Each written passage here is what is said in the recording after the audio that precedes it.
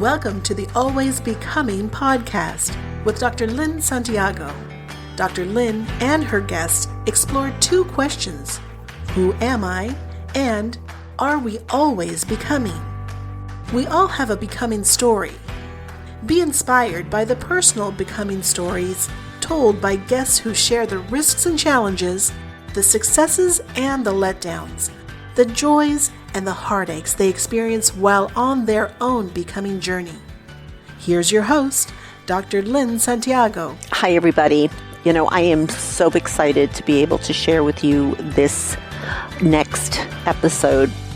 My guest that I interviewed, Jasmine Bienvenue-Arnesen. She is a black belt in Jiu Jitsu, a yoga instructor, and an adventure seeker. That is what I call her, and I think you'll understand why. Jasmine shares with us a chapter of her becoming story, and it's really just the recent chapter. She's kind of wrapping that up and moving into the next chapter. It starts at about 19 years old up to her current age of 30. Jasmine, you'll hear Jasmine talk about how she began to train at 19 in the mixed martial art Brazilian Jiu Jitsu. She just earned her black belt in this past year. I can imagine that must be a very difficult thing to do. I am assuming that many people who train in Jiu Jitsu don't reach that level. She talks about how earning that black belt was a pivotal moment in her life. You're also going to hear about how in these 10 years, there were things that she struggled with. Competing, as she says, brought out the darkest part of herself. She candidly talks about how she developed anorexia, bulimia, compulsive-excessive exercising, pretty much a lot of detail. But, as she is wrapping up this chapter, you're going to hear about her recovery and how she has given herself permission to take care of herself, which is something we all need to be doing all the time, no matter where you are on your journey, right? So this is a wonderful becoming story. Let's get to it. Hi, Jasmine. Hi, Dr. Lynn. It is so wonderful to see you and look at your bright smile. I mean, really, it is so wonderful to be able to have this conversation with you.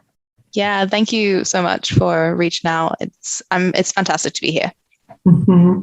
Well, I kind of believe that you probably have a really inspiring story to tell, your becoming story. And so I'm excited to hear that.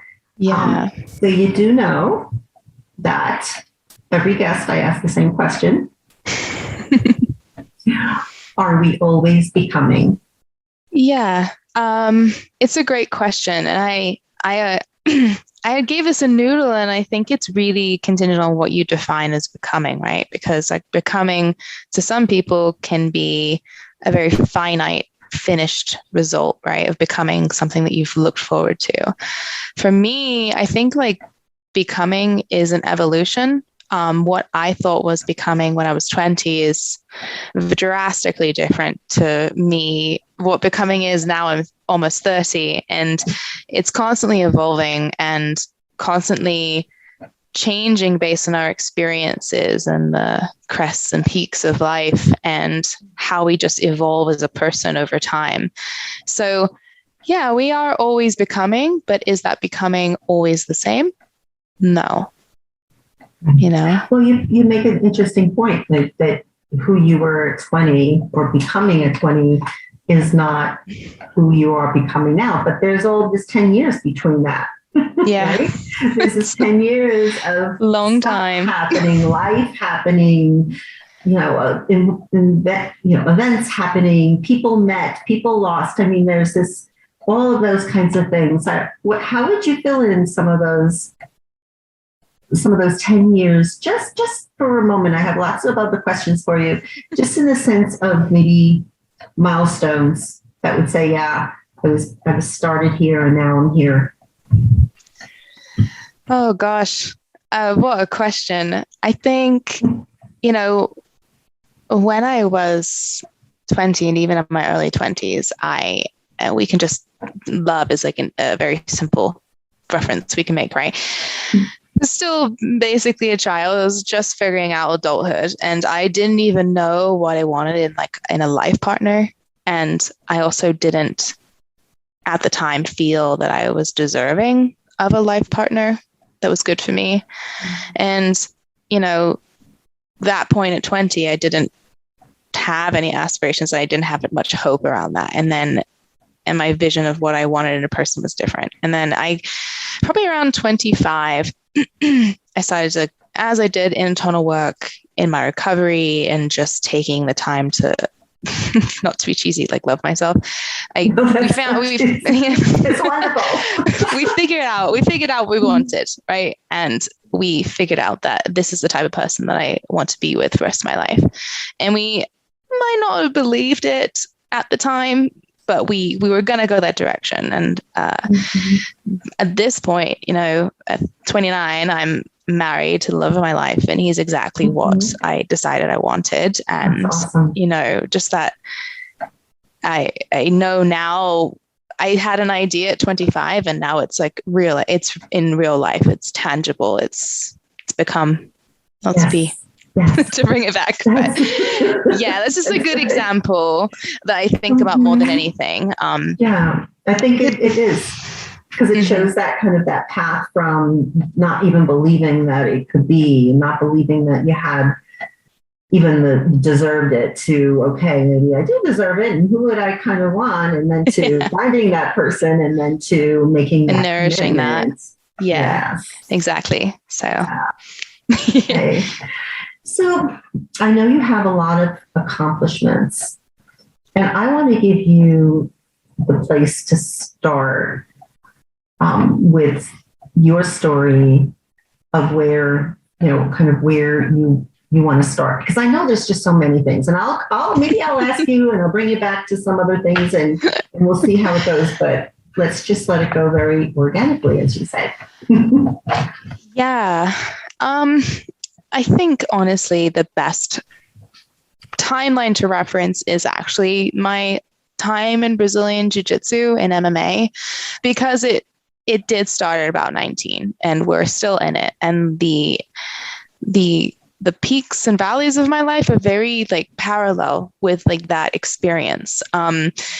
So for people who don't know, I'll put it out there as an example. Brazilian Jiu Jitsu is a martial art. It's a submission grappling sport. It's very mentally and physically draining, but it is very empowering, particularly for a female, to be in this sport, because you can defend yourself. And it's a rabbit hole you can go down. It definitely can be your life. You let it be your life. And I think at 20, I definitely let this be the case. And I actually started Brazilian Jiu-Jitsu at 19. I'm still training. And at this point, I'm a black belt in Jiu-Jitsu. I got it this year. So that's a major milestone for me. Congratulations. No, and that's a lot. It is a lot. And it's going to be one of the most pivotal moments of my life, is that accomplishment, something that I set out to do 10 years ago. And we did it in 9 years, you know, just that I will relish that time for the rest of my life. And my black belt's up on the wall right here. You can't see it, but in spirit, it's here. And it's just such a significant moment, and it's aligns so well with my life and my evolution and recovery that, you know, you'll see the references of what I'm talking about, like, as I kind of go through the story. But can I ask you about, because I'm not too familiar with them. There may be listeners who aren't too familiar with that sport. And I know you kind of gave us a little bit of insight into it. Looking at it, looks like it's very physical. It is. It is. Violent is not probably the right word, but it is very aggressive. Would that be a good word? Intimate? Assertive? Aggressive. You could definitely say that it could be aggressive. I think it depends on the people and who you're training with. It's a variation of wrestling So people are more aware of like how wrestling works. And there is wrestling in Brazilian Jiu-Jitsu, but in Jiu-Jitsu in particular, it's a lot of like small joint manipulation. It's a lot more technical. It's a lot more about leverage. And you don't have to be the bigger and stronger person to win. You just have to be technical and a couple steps ahead of them. So I'm almost the smartest. Yeah. So we like to say that jiu-jitsu is chess, not checkers. That's an old saying that they say. And I think it's like body chess, so to speak.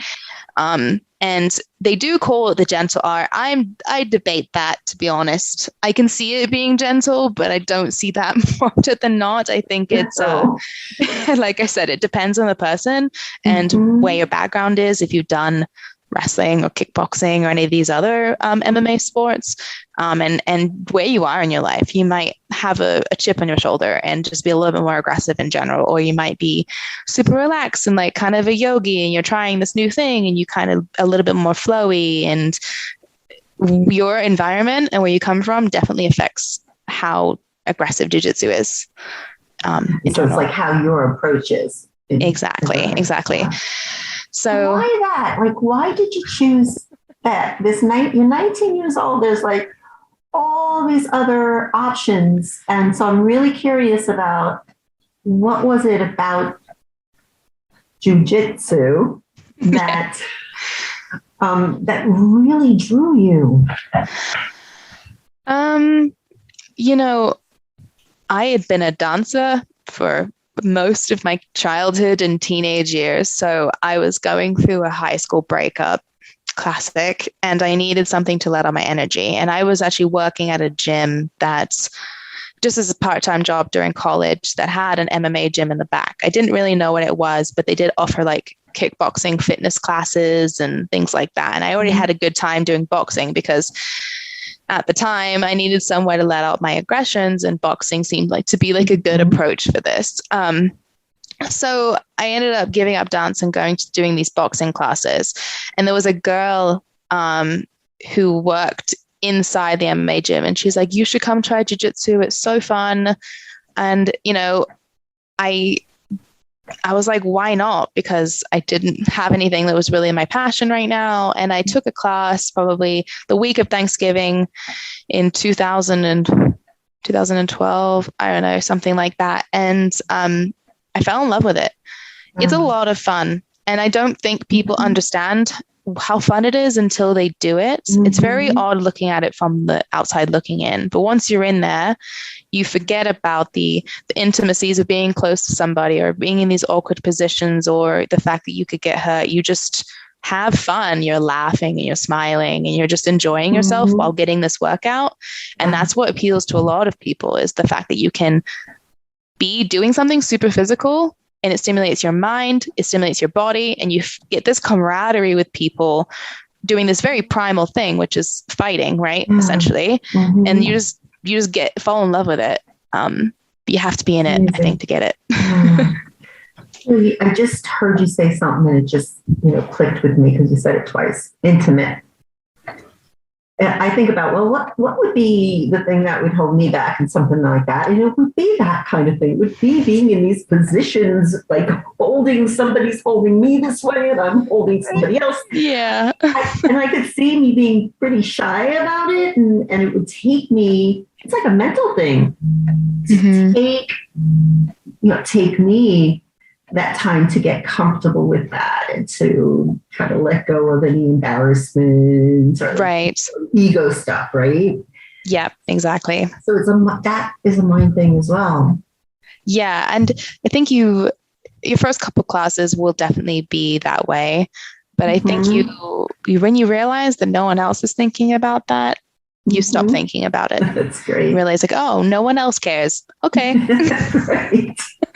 I wish we could think about that in life, right? We worry about how we look and like, our clothes, and like no one really cares. Yeah, exactly. They're all busy worrying about themselves. Exactly. Yeah. So you said camaraderie. I heard you say camaraderie, but what about competition? Yeah, I'm actually going to do my first black belt competition in November. And this can be a bright and shiny thing for people, and it can be a dark and twisty thing for people. And I think it's been a little bit of both for me. And this is the part of jiu-jitsu that kind of drove me to like the darkest parts of myself, right? I wanted to do a competition, but competitions are done at a weight class. You typically have to, unless you're kind of, never have any pressure to cut weight. I don't think that's really expected of you, but people tend to want to be lighter. They want to be in the best shape they can be. And if you're in a certain weight class that isn't optimal, you decide to lose the weight. And that was a lot the case for me. I am very like short and kind of like stout, that I weigh a lot more because of muscle, but I'm not generally a big person. I'm pretty small. So I have to kind of drop weight to get into a competition. That weight cutting paired with the pressure of performing in front of your coaches, in front of people, and then obviously fighting another person who, gives you the energy like they want to kill you. This is a lot of stress. Not aggressive. Not aggressive. Listen, a competition is a different story. You don't have to compete to do jiu-jitsu. Okay, but you can just go for the feel goods of jiu-jitsu if you want to. But some people like to challenge themselves. Like this is like the next logical step. And competition was what drove me to like the darkest parts of myself, I will say. It was the MO, I guess, in my story. So when I was 19, pretty much almost 20, I started jiu-jitsu, and by nature of doing Brazilian jiu-jitsu, I started to lose a lot of weight. And I had already been very self-conscious of my body from my teen years. And once I started to like lose weight and people started to compliment me for how good I looked, it started to reinforce that thought that being skinnier, being fitter, being just cool and strong and like doing all these things and being perfect was like how I was going to win in life, how I was going to get attention. And people complimenting my weight in particular made me feel like I was winning at life. And it reinforced this idea that I had to be skinny to validate my worth. And then I had to compete and win to also validate my worth. It kind of just came hand in hand. So I started to develop an eating disorder. In my first year of Brazilian Jiu-Jitsu, I developed anorexia, bulimia, and compulsive overexercising. And I have been in recovery through my entire Jiu-Jitsu career. We have ups and downs. I think the worst of it was definitely when I got my blue belt, which was right about a year of doing Jiu-Jitsu. And like everybody's recovery story, right? You hit rock bottom. You lose your job, you lose your boyfriend, you kind of lose pretty much everything before you realize that you have a problem. And this aligns with a lot of the stories in addiction in general. My eating disorder story is no different. And I had to take off time from jiu-jitsu to work on my recovery. But as soon as I came back to Brazilian Jiu-Jitsu, the thoughts and the feelings and the ideas that were ingrained inside my head were still there. And they became loud again as soon as I came back to training. So my life since kind of working the 12 steps and taking time off has really been like nurturing that healthy relationship with the jiu-jitsu, but also keeping my recovery in the forefront. And how can I take care of myself and still do the sport without taking 10 steps backwards? And that is what were you doing? What were you doing that was different from any other person that would be doing jiu-jitsu or, working towards a belt? Like what was it that you were doing that you're calling, needing to be in recovery versus somebody else and what they do? Sorry, do you mean other people in recovery or people who are just training? Who are training. Yeah. To a normal, I would say a normal person, I think people who do jiu-jitsu are probably special in their own right. But for anyone who just like trains, most of the time jiu-jitsu is like a very shiny, bright light in their life. And they come there to be with people, cheer themselves up, escape from work, get a workout, all these things. And then they go to competition and they're like, that was so fun. I was so challenged. I'm ready to keep training, and they get fired up. And for me, it was very different. I would come to training and I would just be reminded of all the mistakes I made. And I would just fall into this thought spiral of, I'm not good enough. I need to work harder. I need to do this. I need to diet more. Like just these cycles. And similarly, going into competition, I was like, if I fail, I failed everybody. If I, and just my thoughts and feelings stepping onto the mat, which is drastically different from others. My husband can train twice a day, like every day, and he loves it. And he doesn't have much fluctuation in how he feels about his training. He just enjoys it. And that, I think, is what's normal for a lot of people, but it was never like that for me. I just had this different thought pattern. Guess I'm thinking in line of what would be different, say, in the diet? Like, what would be your diet different than somebody else's diet? Or the level of training, or the level of conditioning, or how you got your body to where you thought you had to have it? Yeah. That's definitely a complicated one. I think for eating disorders in particular, I think people can definitely say that it's a little bit more difficult because we have to eat to live. In other addictions, you can usually abstain from what you're doing and be okay. I don't think I'm not a doctor, so I can't, can't confirm or deny, but you need to eat in order to be able to live. So you have to do something with your relationship with food. And some people they get told a diet and they'll just eat it. And I could go to a nutritionist and they'll tell me to eat so many carbs, and I would still rationalize my way out of eating the carbs, even though I'm getting told by a professional that I need to eat carbs. Like I needed to retrain my mind to know that I needed this food for nourishment. And that is pretty much my approach to everything. And that's to training, to food, and to just eating enough. To just kind of bring it back to your question, I have to make sure that I give myself permission to take care of myself, that in my recovery. And if that means that I don't train because mentally I am not there to train, I won't. And I cannot make myself feel bad about it anymore. That's the same approach with food. I take a temperature check, see if what I need to eat, make sure I eat enough, and I can't feel guilty about it anymore because I know this is nourishment. And I eat relatively well. So I know that if I try to rationalize my way out of like chicken and like broccoli and quinoa, like I know I'm just being crazy because that's healthy. You know what I mean? So giving myself this permission to take a step back in any capacity around my training was like the biggest part of my recovery, and how that would be different from other people. I bet there's a lot of people who were like, nah, I'm not feeling it today, I'm not going to go to jiu-jitsu, but it was very hard for me to do that.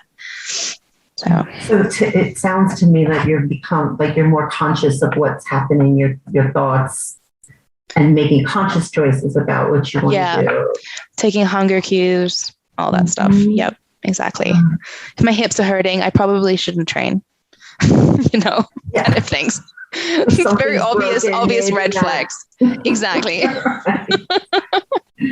But you would before, you'd push yourself through?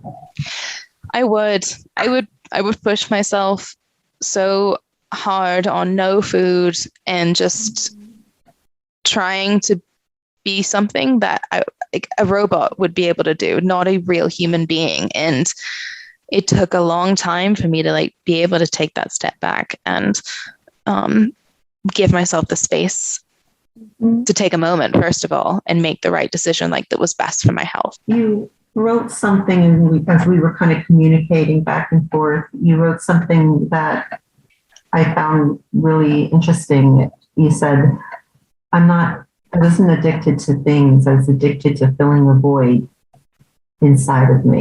Yeah. Beautiful. Just tell us what that means. Yeah. In like the evolution of like my recovery, a lot of the work is really figuring out where the source comes from, like these addiction patterns that you have, right? Mm-hmm. And in my years in therapy, I realized that I had this unwavering need to be like perfect. And I thought that if I was perfect, then I would be loved. And if I wasn't perfect, I wasn't loved. And all I really needed was love, and more importantly, to love myself, but I didn't have it and I wasn't giving it to myself. So instead I had this like open space in my heart that I was just filling with new things to distract me, to avoid the demons that come when you don't love yourself and you feel like you're imperfect and all these things. And food, exercise, binging, purging, like all these things were what I chose to do to fill the void. Jiu-jitsu was just the product, like the method I used to fill that void. And once I figured that out, I think that's when like the true growth really started in my recovery, because I was like, we're just using these things to distract us. We're not dealing with the root cause and the issue and the whole, which is the fact that I don't love myself. And, a lot of people say that, right? You hear people say, just love yourself, hashtag love yourself, right? Easier said than done. People say, well, what is that? Like, you say it, but exactly what do you actually even have to do to get there? What's your take on that?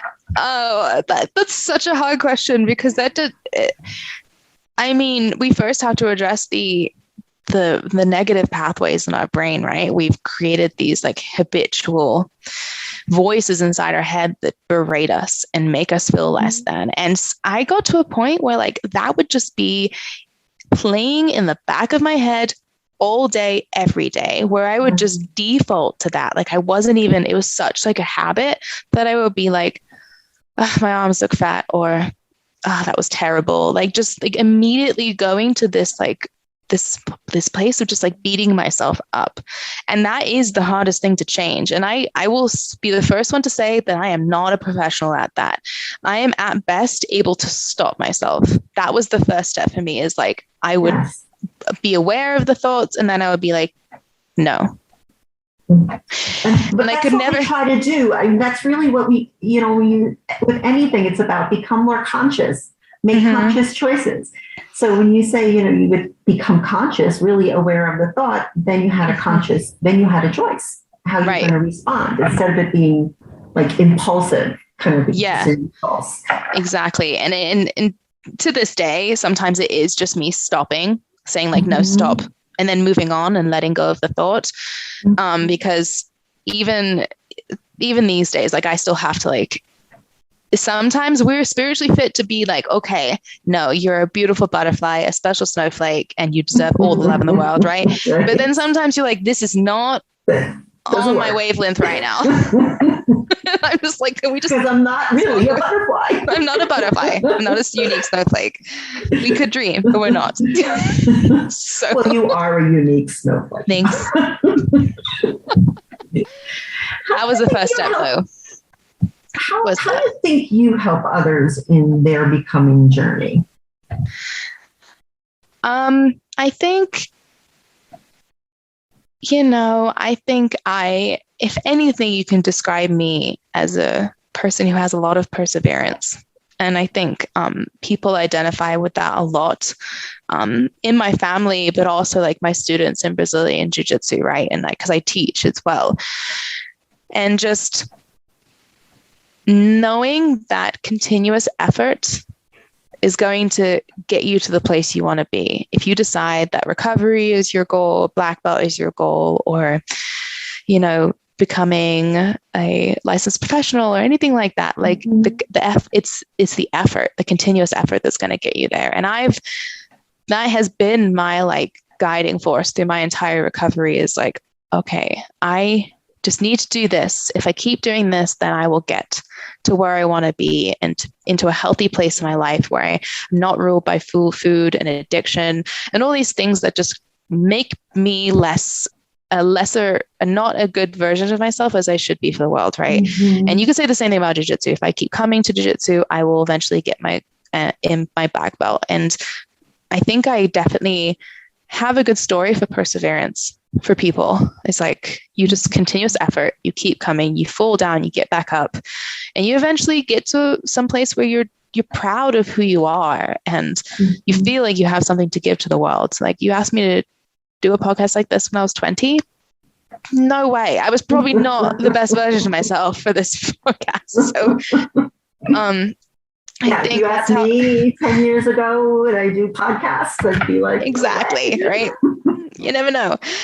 I think perseverance is like one of my biggest, I guess, ways to teach people. And that's just in my experience, right? They can see all that you've done and you can see how hard it is and you still keep going.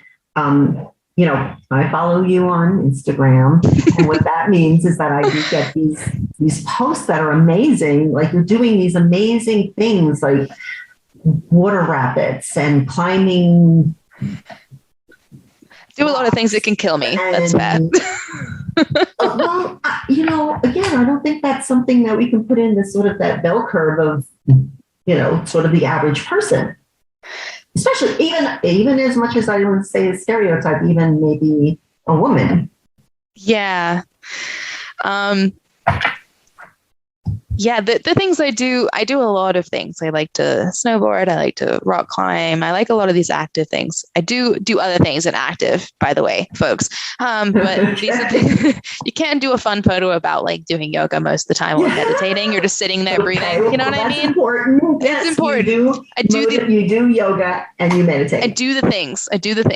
Meditation is important, but I think that's just like me wanting to see how far I can push myself, because we've done a lot of hard things. We can do hard things. We know this. And now we're just like, what other hard things can I do? And I live in Colorado. So like hard things and adventurous things are like in abundance here. And that's probably half of it. But I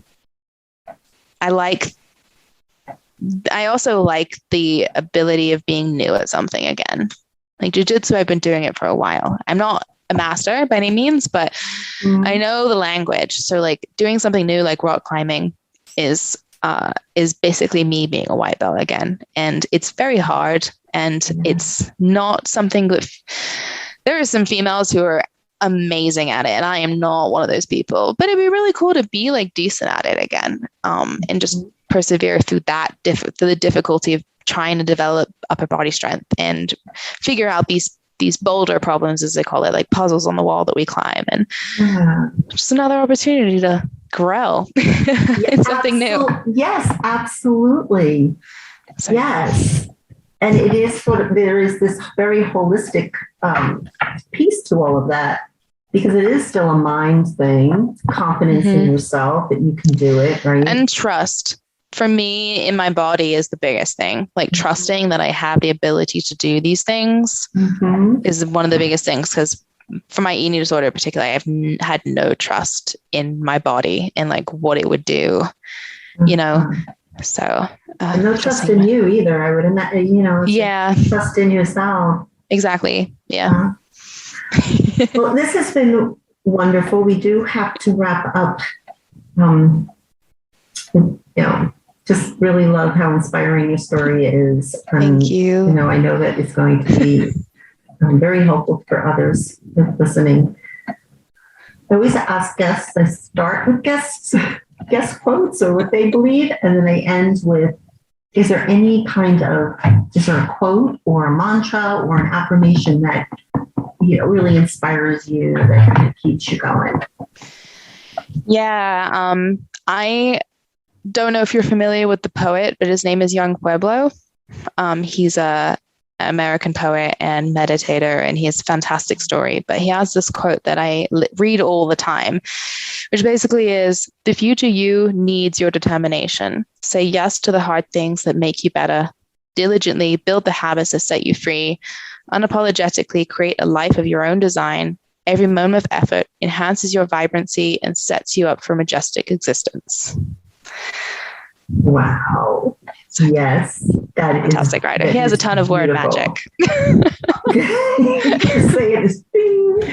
It just fits everything that you just said. It just encompasses everything that you just shared. I can tell how you actually live by those words.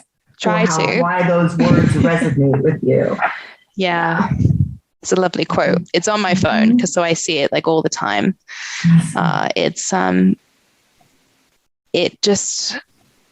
It was just even the first words, the future you requires your determination is like that's the part that I read over and over again in that quote. So yeah. So I don't know if there's any kind of contact information that you would like to give. I don't know if you have a Facebook page that you would like to give or Instagram. And if not, then that's totally okay. No, there's no pressure with that. Yeah, if they have any questions or they want to chat, you can definitely reach out to me on Instagram. My Instagram is Jazz in the Wild, all one word. Okay, so easy to find. In the Wild. Jazz in the Wild. May have to note him with my background here. Yes, I did notice that. I was like, yeah, okay. Which mountain did she climb now? Yeah, all of them. Okay. Well, thank you again. Thank you so much. Thank you. It was a pleasure to talk with you. Keep up with your great work and determination. Thank you so much. Talk to you later. Thank you. Bye-bye. Wow. And what more can I say after that great quote? Seriously, it just says it all. So much I want to say it again and really let it sink in. The future you needs your determination. Say yes to the hard things that make you better. Diligently build the habits to set you free. Unapologetically create a life of your own design. Every moment of effort enhances your vibrancy and sets you up for majestic existence. Love this. Remember these words as you are traveling along your becoming journey this week. This has been an incredible experience for me. I have been getting to meet amazing people across the globe. It has certainly been part of my own becoming story, and I hope that you are enjoying it as much as I am enjoying it. Please share this episode, other episodes with your family and friends, and subscribe so that you can keep up with new episodes. For daily words of wisdom and becoming stories, follow me on Instagram at becoming_with_Dr. Lynn, Lynnne. Thank you.